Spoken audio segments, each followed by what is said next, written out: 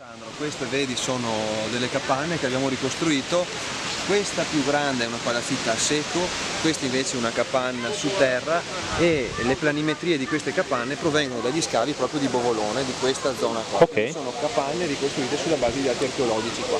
Gli oggetti che ci sono all'interno, per quanto riguarda almeno i vasi, le suppellettili in bronzo, eccetera, anche pietra levigata, perché c'è anche qualcosa di neolitico, riguardano appunto oggetti sempre provenienti dal territorio, che sono esposti attualmente al Museo Archeologico al Centro Ambientale Archeologico di Legnago. Ok. La capanna nuova, quella che abbiamo inaugurato oggi, ecco, Bellissimo. abbiamo utilizzato materiali ovviamente più o meno coerenti con il periodo, il legno a riguardo, ovviamente poi abbiamo scelto del legno che durasse nel tempo, il castagno, in questo caso è impossibile trovare frassini o querce. Detto, sono canne lacustri che provengono dall'osi del Busatello, quindi locali qua, e abbiamo ovviamente utilizzato poi i materiali moderni, i legacci in ferro, eccetera, per garantire una durata, perché altrimenti avrebbero una manutenzione costante. I tetti anche questi li abbiamo fatti noi. Bellissimo. Splendida. Va, che roba. Questa invece è una capanna, sono sempre dell'età del bronzo. Qui siamo bronzo medio 2, metà del bronzo ma bronzo medio, e si basa sulla planimetria degli scavi condotti a località Muraiola di Povegliano Veronese. Quindi con Bovolone, diciamo, per quanto riguarda le capanne non avevamo più dati. Questo invece è Povegliano Veronese. È una capanna costruita con la tecnica del block bow, quindi tipo le baite fondamentalmente. Questo proprio dei dati archeologici si desumeva facilmente per i pali orizzontali posti, diciamo, in questa posizione qua, e anche, poi soprattutto, perché qui ho analizzato bene, anche per il palo centrale, questo che era disassato rispetto alle buche di palo, queste qua. Ora, il fatto che fosse disassato così e che il palo orizzontale arrivasse giusto addosso qua mi ha fatto ovviamente pensare che fossero dei pali a incastro per questo tipo di tecnica. Questa capanna poi tra l'altro aveva una selva di pali che ho dovuto togliere a fini didattici, perché se entrano le classi non ci stavano, però considera che a questi pali qua se ne aggiungevano un altro qui e un altro qua. Se ne aggiungeva un altro qua, e ho capito durante la costruzione a cosa serviva, quindi probabilmente a sostenere questo palo portante qui, e qua ce n'erano 1, 2, 3 e 1, 2, 3. Quindi la selva di pali in cui non si riusciva a vivere. Infatti, secondo me, la mia interpretazione è che fosse un dormitoio sopra, con sotto una serie di mensole di robe per mettere un magazzino, e sopra ovviamente alta così, perché dubito che questi pali centrali questi pali qua fossero bassi così, insomma, secondo me ben alti. E il focolare si trova esattamente qua, quindi a ridosso del palo centrale. La posizione è proprio quella dagli scavi, insomma, archeologici, e ecco, insomma, questa è la ricostruzione che abbiamo fatto, quindi con questo grande soppalco. Probabilmente sicuramente era chiuso anche qua, secondo me, quindi questi arrivavano prolungati fin qua e fin qua. Non l'abbiamo fatto per motivi didattici sempre, cioè per conservare, perché sennò i bambini se entrano non vedono su, perché io avrei dovuto fare una botolina e insomma si perdeva anche la parte sopra, quindi per fini didattici chiaramente abbiamo sacrificato questa interpretazione, comunque, perché comunque un'interpretazione. Diciamo che è uno spaccato di come poteva essere. Poi chiaramente anche il ritrovamento, anche in contesti, sia dell'età del bronzo ma anche dell'età del ferro, di pezzi di fango a V, ovviamente mi hanno fatto ipotizzare che poi servisse come qua per chiudere le fessure, visto che comunque la tecnica del block bow è una tecnica antica, si conserva ancora in alcune zone di montagna e in altre zone, insomma, anche del mondo, in Canada, nel nord Europa, e chiaramente adesso hanno macchinari che fanno in modo che i pali si combacino, insomma, che non ci siano tante fessure, anche se in certi luoghi ovviamente mettono ancora il muschio in mezzo, ancora la terra. È vero, ho visto un video. Questa è fantastica. Bravissimo. Quanto tempo? Svariati mesi, anche perché abbiamo utilizzato comunque, certo, ovviamente la motosega l'abbiamo utilizzata, però poi tutto a scalpello, cioè tutto a sgorbia per fare gli incavi, tutto a sgorbia, per cui è stato un lavorone, insomma, anche poi fare il tetto, insomma ci vuole tempo, insomma, ci vuole tempo, però svariati mesi, sì, perché in 4 persone, 5, insomma è stata impegnativa, cioè gli incastri questi qui, anche non avevo, almeno io li avevo fatti solo su modellino, farli però Realmente. è tutta un'altra cosa, insomma. Però è uscita secondo me decentemente, insomma, È insomma è il splendida. risultato che proprio mi aspettavo, ecco che mi aspettavo. Bello. Ricorda anche in alcune cose del tetto altre abitazioni che ho visto tradizionali. Ecco. Sì. No, è veramente bello. Complimenti. E quindi era quasi un dormitorio. Secondo me è un dormitorio, cioè con tutti sti pali qua sotto è invivibile, cioè nel senso qua non riesci a muoverti, poi l'unico spazio focolare, ovviamente anche qui con tutti i pali qua uno non ci stava neanche seduto, cioè Certo. non ci stai seduto, vuol dire che forse qui e forse là, però la zona, come dire, di vita era qua sopra. Ok. Poteva essere anche un essiccatoio, punto di domanda, questo io non lo so. Certo.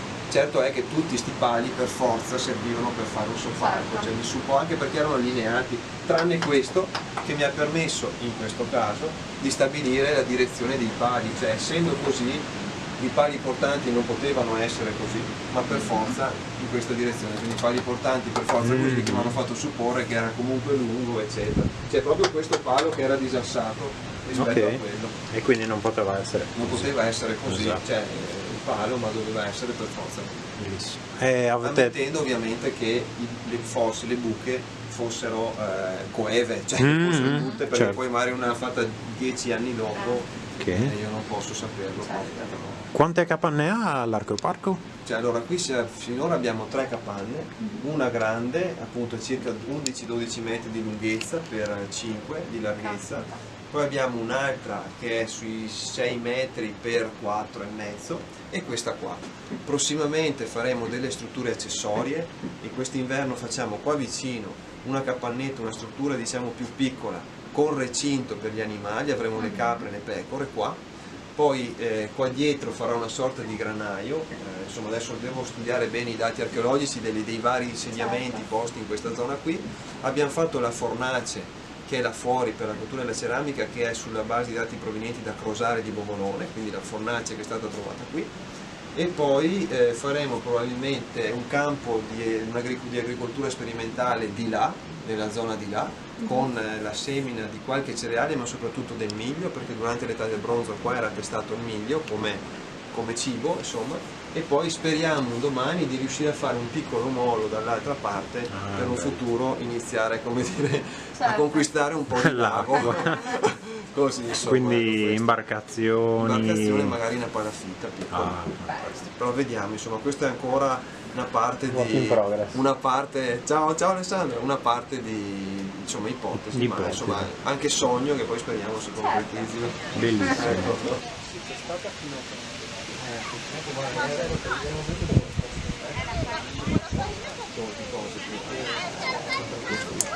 E qui tra l'altro anche in questo caso questa è di Gesiole di Bovolone, sempre età del bronzo, anche se in questo momento stanno facendo neolitico come rappresentazione. Pali, allora ecco qua i pali portanti, queste dimensioni, poi c'erano queste buchette con, allora questa è buca profonda, questa invece è buca proprio poco profonda, quindi dava l'idea di un palo appoggiato. Ora quindi al palo portante c'era un palo appoggiato, questo qua. Ok. Che mi ha fatto supporre che non potesse essere portante questo, ma che servisse anche qua in questo caso per un supporto, per un soppalco come questo qua. Ok. Quindi abbiamo fatto questo qua. Focolare si trovava in quella posizione lì, quindi è esattamente dove doveva essere. Quindi questa parte è aperta sicuramente perché dalle planimetrie di scavo qua non ci sono altre buche di palo, non ce ne sono, quindi questa zona qui. E dopo cosa c'è ancora? Ecco, questo strato qua polveroso è uno strato che era presente anche nel sito durante gli scavi, è il limo. Limo. Ed abbiamo visto la cosa che ha prodotto è che non c'è più umidità, cioè, hanno messo evidentemente anche loro il limo per evitare la risalita di umidità, perché questa era molto umida, invece adesso basta, non c'è più anche la differenza, la differenza tra questa e quella di là. Sì, sì, è vero, c'era... Umidità, infatti adesso lì adotteremo qualcosa, insomma, cioè faremo un'altra canaletta di lato di modo che l'acqua meno umidità per dormire, no? Per cucinare, per lavorare, Questa qui dici? questa l'umidità. soluzione. Sì, ma probabilmente perché questo piano era vissuto, Ah, per ok, cui avevano bisogno che non fosse umido come quello. ok. In quella lì, invece, pur essendo gli strati, i sedimenti simili, in quella lì non ci sono tracce di questi depositi. Quindi evidentemente non gli interessava che fosse umido Sì, sì. sotto perché dormivano sopra. Infatti. Anche la densità dei pali. Anche sì, sì, la densità dei pali. Appunto molto meno abitato. Fantastico, molto bella. Sì, anche sto tetto qua è un lavorone farlo. Un lavorone, qua ci abbiamo messo 2 settimane e mezza, 3, ma veramente tosto. Tosto. Che pianta è? Falasco? Canna lacustre, questa Ok. qui proviene anche questa, cioè sempre dall'osi del Busatello, qua che è un'osi naturalistica a Gazzo Veronese, quindi è materiale proprio autoctono insomma. Sì. 2 note sulla tua associazione. Trame di Storia, Associazione Trame di Storia, è nata nel 2015, siamo archeologi, antropologi, etnografi, naturalisti e quindi anche dei filosofi, una formazione eterogenea, diciamo così, ci consente anche molto di cioè un confronto molto anche importante proprio per le diverse esperienze e provenienze.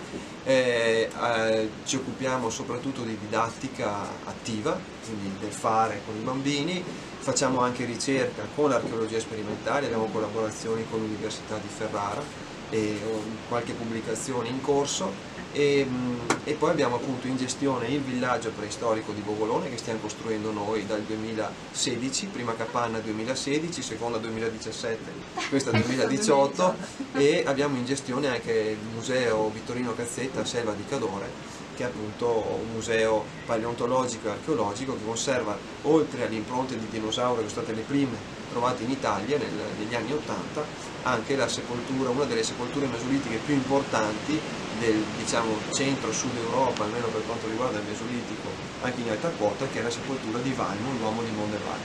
Quindi ecco, insomma, questo è... Perfetto. Ringraziamo Simone e chiudiamo qua la comunicazione. Ciao! Ciao!